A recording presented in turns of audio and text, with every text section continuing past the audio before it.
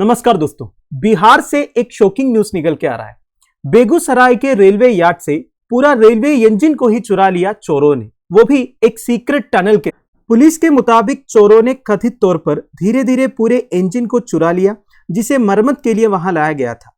Primary investigation के बाद railway protection force ने लापता भागों को खोजने के लिए पूछताछ शुरू की है। अब इस तरह के इनोवेटिव रॉबरी से रिलेटेड न्यूज आप पहली बार नहीं सुन रहे होंगे। हमारे देश में तो बहुत सारे केसेस ऐसे रिपोर्ट हुआ है जब चोरों ने 200-300 मीटर का सुरंग खोद के चोरी किया है, पर पूरे इंजन को ही चुराना, यह तो भाई मानना पड़ेगा। वैसे बिहार से ही करीब 1-1.5 साल पहले एक न्यूज रिपोर्ट हुआ था कि चोरों ने एक ब्रिज को पूरा चुरा लिया, एक एक पार्ट करके पूरे ब्रिज को चुरा के ले गए। वैसे आपको पता होगा रेलवे प्रॉपर्टीज को कोई अनलॉफुली पोसेस नहीं कर सकते, because it is covered under railway property unlawful possession act 1966। तो इस एक्ट के अंडर रेलवे प्रोटेक्शन फोर्स को कुछ पावर्स दिया हुआ है इस तरह के केसेस को प्रिवेंट करने के लिए। अगर कुछ केसेस रिपोर्ट होता है, इन्वेस्टिगेशन कंडक्ट करने के लिए और उन्हें कोर्ट के सामने पेश करने के लिए। तो आज इस वीडियो में railway property unlawful possession act 1966 के कुछ इंपॉर्टेंट प्रोविजंस हम डिस्कस करेंगे, साथ साथ में रेलवे प्रोटेक्शन फोर्स के कुछ पावर्स के बारे में डिस्कस करेंगे। और एक इंपॉर्टेंट पॉइंट है Indian railway protection force services, इसके बारे में आपने शायद सुना होगा। It is one of the civil service. कल की डेट में अगर आपका सिविल सर्विसेज सिलेक्शन होता है तो आपके पास ऑप्शन है Indian railway protection force services join करने का। तो शुरुआत करते हैं। रेलवे प्रॉपर्टी मतलब क्या होता है? It includes any goods, money और वैल्यूएबल सिक्योरिटी और एनिमल बिलोंगिंग टू और इन द चार्ज और possession of A railway administration.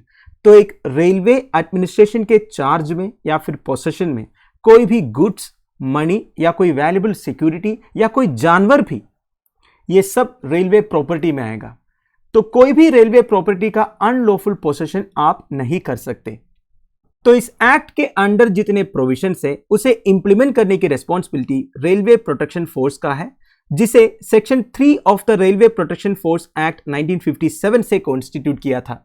Then what is the penalty for unlawful possession of railway property? अगर कोई पकड़े गए in possession of any railway property और ये प्रूव हो जाता है उन्होंने ये चोरी किया है, बेसिकली अनलॉफुली पोसेस किया है, तो पहला ऑफेंस के लिए imprisonment for a term which में एक्सटेंड टू 5 ईयर्स। तो देखिए मिनिमम इम्प्रिजनमेंट होगा 1 साल का, जो एक्सटेंड हो सकता है 5 साल तक, और मिनिमम फाइन होगा 1000 रुपीज।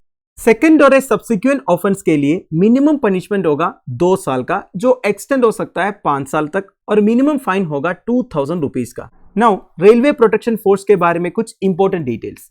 सबसे पहले आपको समझना है RPF is an armed force of the union of India. इस तरह के स्टेटमेंट्स आपसे एग्जामिनेशन में पूछ सकते हैं, तो ध्यान दीजिएगा। आरपीएफ एक आर्म्ड फोर्स है यूनियन ऑफ इंडिया का। It is a security force under the ownership of Indian railways, ministry of railways. वैसे देखा जाएगा तो आरपीएफ को as a statutory force declare किया था 1957 में। स्टैट्यूटरी फोर्स मतलब क्या होता है? जब एक फोर्स को स्टैट्यूटरी बैकअप मिल जाता है। स्टैट्यूटरी बैकअप माने इंडियन पार्लियामेंट एनैक्टेड एक स्टैट्यूट या लॉ का बैकअप जब मिलता है। 1957 में पार्लियामेंट ने रेलवे प्रोटेक्शन फोर्सेस एक्ट पास किया था, इससे आरपीएफ को एक स्टैट्यूटरी बैकअप मिल गया, ठीक है। एंड सब्सिक्वेंटली 1985 में पार्लियामेंट आरपीएफ को as an armed force of the union of India declare किए थे। इसके बाद आरपीएफ रूल्स एनैक्ट किया गया 1959 में, एंड आरपीएफ रेगुलेशंस पब्लिश किया गया 1966 में। और 1966 में ही आरपीएफ को कुछ लिमिटेड पावर्स दिए गए दोस्तों। बेसिकली रेलवे से रिलेटेड अगर कोई ऑफेंस पकड़ा जाता है तो ऑफेंडर्स को प्रोसिक्यूट करने का पावर आरपीएफ को दिया गया by enacting the railway property unlawful possession act 1966। ये मैंने आपको पहले ही बता दिया था। 1957 से लेकर 1985 तक रेलवे प्रोटेक्शन फोर्स की रिस्पॉन्सिबिलिटी केवल सेफ्टी ऑफ रेलवे प्रॉपर्टी थी, पर बाद में यह पता चला अगर एक इफेक्टिव एंड डिसिप्लिन्ड फोर्स को मेंटेन करना है, इनको कुछ और पावर्स देना होगा। इसलिए पार्लियामेंट ने क्या किया, आरपीएफ एक्ट 1957 को मॉडिफाई किया 1985 में, and N armed force of the union declare किया। तो एक armed force of the union के पास जितने पावर्स है वो सारे एप्लीकेबल है रेलवे प्रोटेक्शन फोर्स के। साथ साथ में गवर्नमेंट रेलवे पुलिस या फिर जीआरपी के बारे में भी बता देता हूं। देखिए रेलवे प्रोटेक्शन फोर्स या आरपीएफ अलग है, वो ministry of railways, government of India के अंडर आते हैं, पर जीआरपी जो है रेस्पेक्टिव स्टेट और यूनियन टेरिटरी पुलिस के अंडर आते हैं। तो जीआरपी के मेजर फंक्शंस क्या है? देखिए, पुलिस का काम क्या है? लॉ एंड ऑर्डर संभालना। गवर्नमेंट रेलवे पुलिस का काम यह है दोस्तों, रेलवे स्टेशंस में और ट्रेन्स में लॉ एंड ऑर्डर को संभालना, बेसिकली पुलिसिंग करना। Its duties correspond to those of the district police in the areas under their jurisdiction such as patrolling, but only on railway property। तो देखिए, district police का जितने function है वो सब गवर्नमेंट रेलवे पुलिस का भी है, पर इनका जो जुरिस्डिक्शन है केवल रेलवे प्रॉपर्टीज में है। तो जीआरपी और आरपीएफ में फर्क क्या है? जीआरपी की रिस्पॉन्सिबिलिटी है लॉ एंड ऑर्डर ऑब्जर्व करना रेलवे प्रॉपर्टी में, while RPF is mainly responsible for protecting and securing all railway property। तो रेलवे प्रॉपर्टी को प्रोटेक्ट करना, सिक्योर करना, ये आरपीएफ का काम है, whereas लॉ एंड ऑर्डर को संभालना ये गवर्नमेंट रेलवे पुलिस का काम है। अगर रेलवे प्रॉपर्टीज में कोई क्राइम आरपीएफ डिटेक्ट करते हैं तो उनको वो particular case government railway police को हैंडओवर भी करना होता है। तो कुल मिला के RPF along with government railway police के रोल्स एंड रिस्पॉन्सिबिलिटीज क्या क्या है? Number 1, arrest and prosecute people who steel, damage और अनलॉफुली पोसेस रेलवे प्रॉपर्टी। ये तो मैंने आपको बता दिया, unlawful possession of railway properties act of 1966 के अंडर ये पावर है अरेस्ट करने का और प्रोसिक्यूट करने का। फिर देखिए, providing security cover to passenger trains in vulnerable areas. जितने डेंजरस एरियाज होते हैं, वल्नरेबल एरियाज होता है जहां से ट्रेन गुजरती है, उधर पैसेंजर्स को सिक्योरिटी कवर प्रोवाइड करना। Providing services such as control of access to railway premises, general security, regulations of premises used by passengers।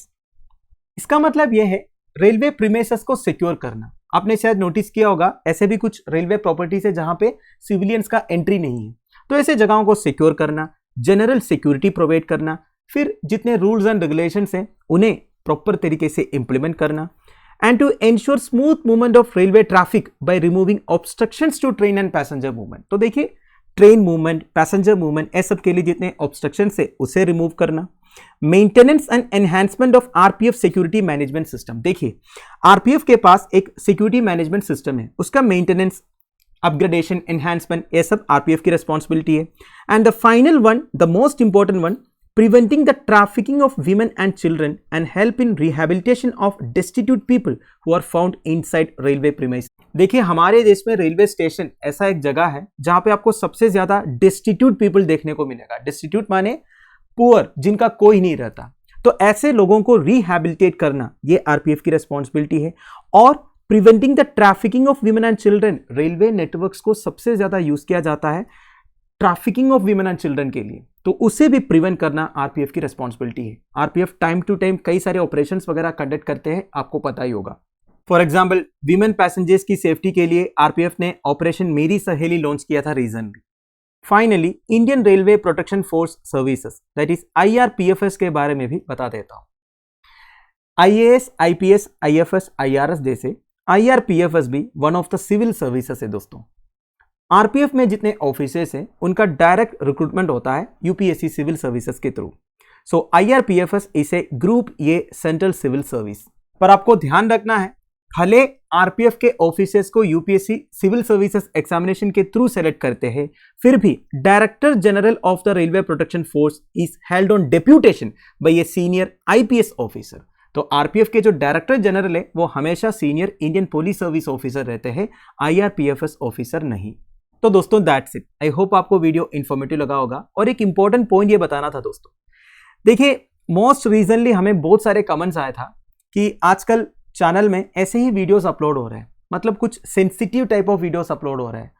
किसी का सेक्सुअल असोल्ट हुआ, रैगिंग हुआ, या फिर पॉलिटिक्स से रिलेटेड कुछ न्यूज़, या फिर चोरी से रिलेटेड कुछ न्यूज़। तो इसमें एग्जामिनेशन पर्सपेक्टिव में क्या है ये पूछते हैं। आप मुझे बताइए दोस्तों, इस पर्टिकुलर वीडियो में एग्जामिनेशन रेलेवेंट पॉइंट्स मैंने बताया कि नहीं बताया? हमारे चैनल में आपको एक भी वीडियो ऐसे नहीं मिलेगा जहां पे कुछ एग्जामिनेशन रिलेटेड कंटेंट ना हो, कम से कम इंफॉर्मेशन रिलेटेड कंटेंट ना हो। देखिए दोस्तों, हम सबको एक बात अच्छी तरह समझना है, ये जो पढ़ाई है ये बिल्कुल इंटरेस्टिंग चीज नहीं है। अब तक आपको पता चल गया होगा या फिर धीरे धीरे पता चल रहा होगा, तो आपको क्या करना है, उसे इंटरेस्टिंग बनाना है। तो हमेशा आपको चीजें रिलेट करके पढ़ना है। मैं आपको एक एग्जाम्पल बताऊंगा।